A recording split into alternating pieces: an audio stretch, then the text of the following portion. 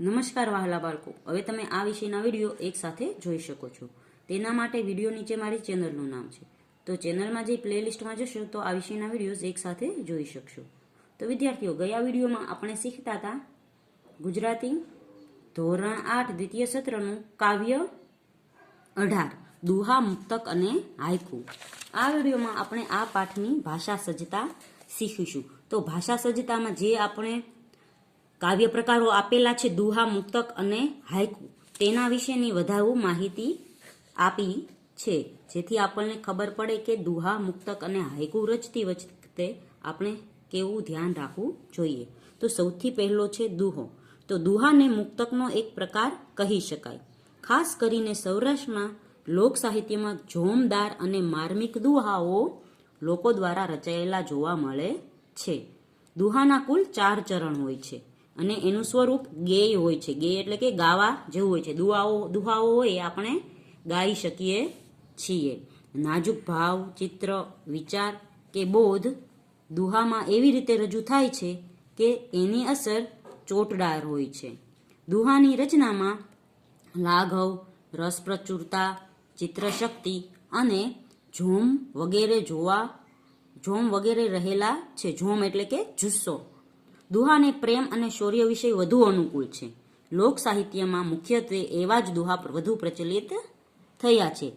રામનારાયણ પાઠક, પૂજાલાલ, ઉશનસ જેવા આધુનિક કવિઓ પણ જીવનના મર્મને પ્રગટ કરતા દુહા લખ્યા છે.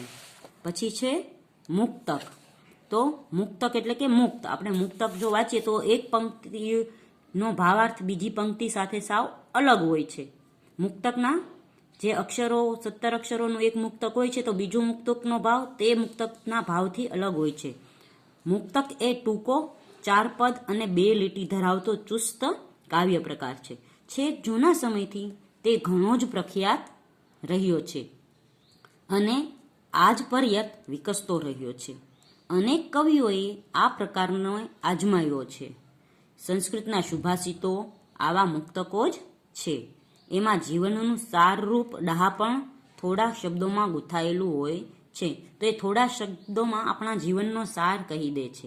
મધ્યકાલીન ગુજરાતીના વચ્છરાજ, શામળ, ભીમ, અખા જેવા કવિઓની છપ્પા અને ચોપાઈની રચનાઓ પણ મુક્તકનું રૂપ પ્રગટ કરે છે.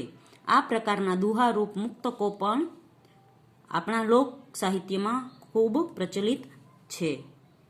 મુક્તક એટલે કે મુક્ત, સ્વતંત્ર કાવ્ય રૂપ. મોતી જેમ નાનું છે અને માળામાં રહેવા સર્જાયું હોય છે, તે એકલું પણ ભારે તેજસ્વી હોય છે.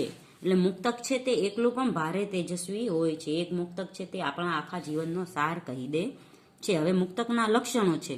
મુક્તક સંક્ષિપ્ત હોય છે, એટલે કે ગાગરમાં સાગર સમાવા જેટલું કામ કરે છે. ગાગરમાં સાગર સમાવ એટલે કે થોડાકમાં ઘણું બધું કહી દેવું.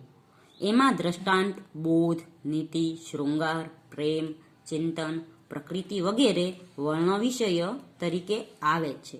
પછી છે મુક્તકની ભાષા સરળ, પ્રાસયુક્ત અને ચોટદાર હોય છે. આગળ છે હાયકુ.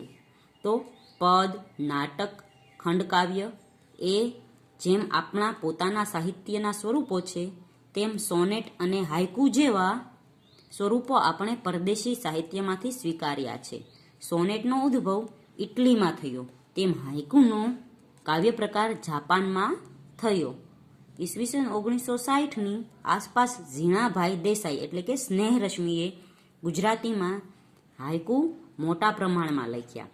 પરિણામે બીજા ઘણા કવિઓ તેના તરફ આકર્ષાયા અને પરિણામે હાયકુ ગુજરાતી કાવ્ય પ્રકાર જેવું બની ગયું. 17 અક્ષરની કાવ્યકૃતિ એટલે હાયકુ, જેમાં 5, 7, 5 એવું પંક્તિ દીઠ તેનું અક્ષર વિભાજન થાય છે.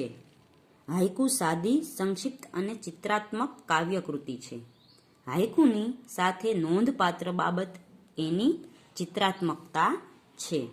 આ લઘુ રચનાનો પ્રત્યેક શબ્દ એક સૌંદર્ય ચિત્ર ઉપસાવતો જાય છે અને તેમાંથી એક અપૂર્વ અનુભવ જન્મે છે. તેમાં જ તેની સાર્થકતા જ છે એમ કહેવાય છે. હાયકુ જે બોલે છે કવિ બોલતો નથી. એટલે કવિનો જે હાયકુ હોય નાનકડો અમથો 5 અક્ષરનો એ જેટલું કહી દે છે એટલો કવિ કહેતો નથી. તો વિદ્યાર્થીઓ આપણે ભાષા સજ્જતાના ટોપિકમાં દુહા, મુક્તક અને હાયકુ વિશેની જાણકારી મેળવી. આવતા વિડીયોમાં આપણે આ કાવ્યોનો અભ્યાસ શીખીશું.